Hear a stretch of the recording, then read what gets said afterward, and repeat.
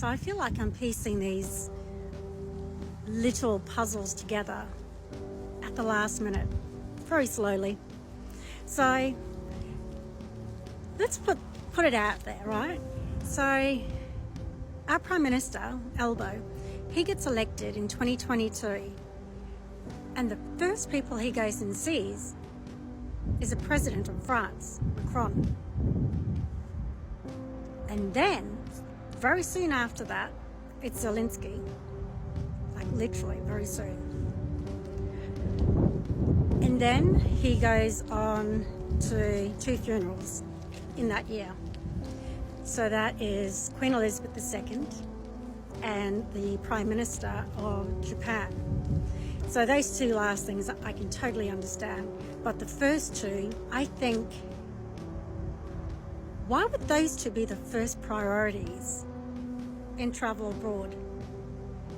Like, did he know he was going to be elected well before we did? Because isn't that like the heightened part of the war between Ukraine and Russia? What do you guys think?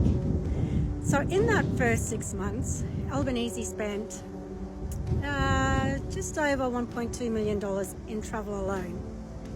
And then in the following year, he spent $1.3 million in travel. And for the King's coronation, he spent $130,000 in attending the King's coronation.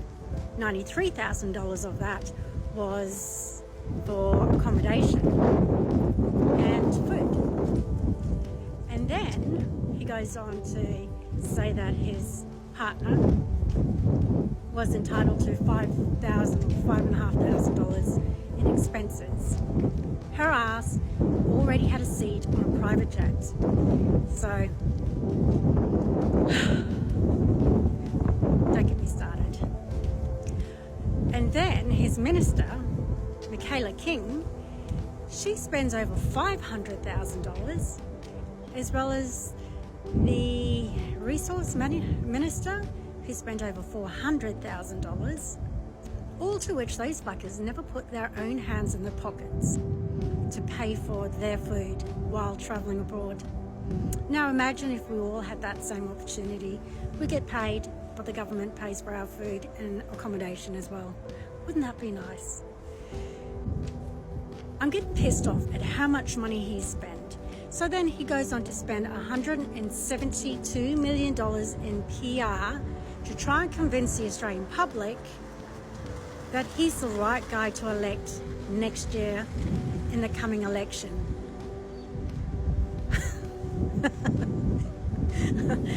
Oh my God. And then the last kicker. So a part of that PR spin, he's now trying to convince us that $40 million well spent on trying to stop the Australian people from accessing freedom of information in certain parts of the government. Wasn't it just the other day when Donald Trump was almost assassinated, he came out and said, everyone hold back, stop. You know, unless it's on our mainstream media, don't rush to conclusions. And it's all about misinformation. But this is the same guy trying to stop everyone in Australia from accessing freedom of information. If your alarm bells aren't ringing, they should be, because that's trying to tell you something. It's okay to accuse the Australian public of misinformation when he's trying to cover up the misinformation that him and his governments are doing.